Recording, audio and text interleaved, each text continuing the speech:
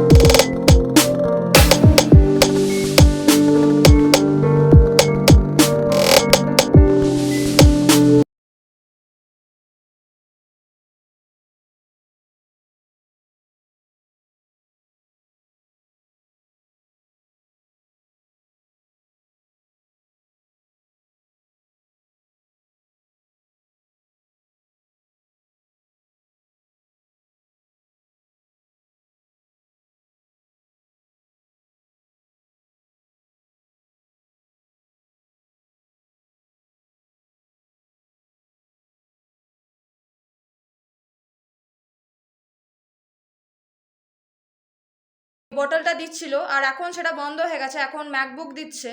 So তোমরা redeem পেজটা পারলে আপডেট রেখো, ঠিক আছে? কি দিচ্ছে না দিচ্ছে তোমরা আপডেট রেখো, আর আমি যতটা পারবো ইনফরমেশন তোমাদের ডেসক্রিপশন বক্সে দিয়ে দেবো। সো কাইন্ডলি ওখান থেকে চেক করে দেখে নিও। তো